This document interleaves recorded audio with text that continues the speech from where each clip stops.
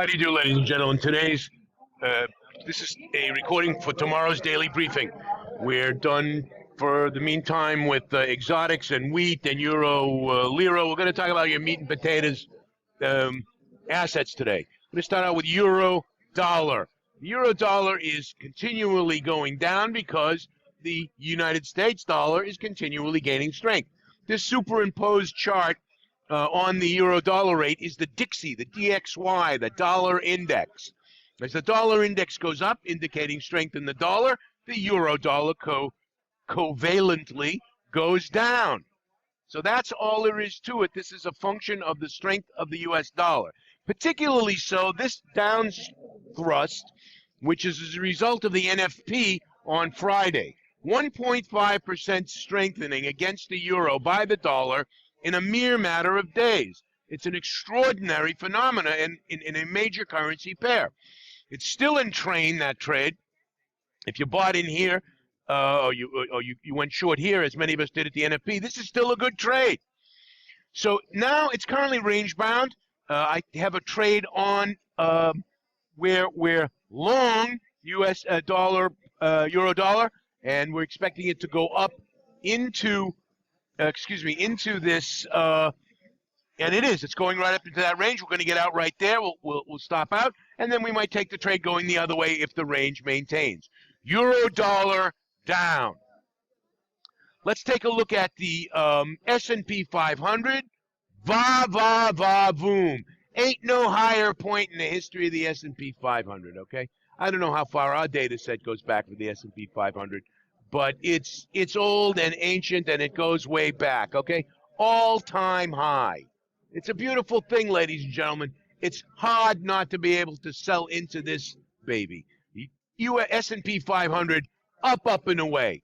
If we take its sister, the NQ, which is the NASDAQ 100 index of tech stocks, boom. The only indicators you see here, this is volume, hardly an indicator. It's a part of the market output, open, high, low, close volume. We put three moving averages onto our price chart. The 20 is pink, the 50 is blue, the 200 is brown. It is above all of them and rising. On above average volume, Ein Yotel Malagid, okay? It's a beautiful thing. NASDAQ up, S&P up. U.S. stock markets are booming. The U.S. economy is very robust, and there's no reason in the world you shouldn't be able to put clients into these positions. Short-term, long-term, they are solid, upwardly mobile assets. Let's take a look at we'll take a look at gold first, which is not one of my favorites, but I can read a chart. I don't have to be able to trade it. I just have to sell it. Look at this. Now, after the break, after the Tevach on October 7th, after the massacre, gold jumps something like 11%. This is from the Tevach to today, 10.3% in 4 months. Okay? 84 days, 84 trading days. It's 120, it's 4 months. It's continuing to rise. It's likely to continue to rise. Gold is now, 2050. It's going up. It's jumping up. Gold is a safe haven investment for many people. When the shit hits the fan, people turn to gold. I rest my case. Gold up for the near term. Let's take my personally favorite commodity, black gold, Texas tea.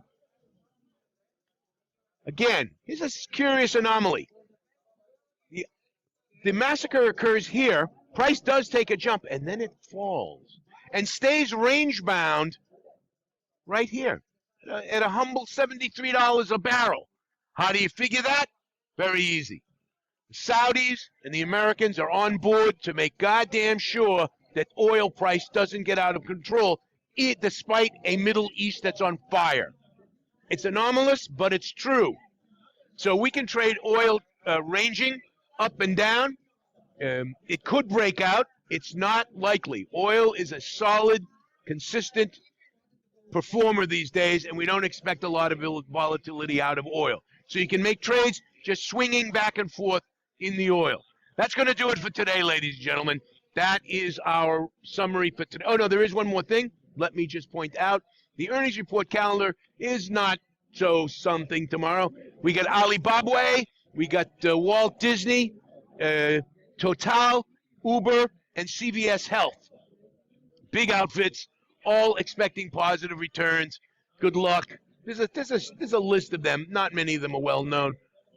Earnings season is behind us, but I do share those with you should you be interested. That's going to do it for now, ladies and gentlemen. We'll see you tomorrow morning at 9:50. Bye-bye for now.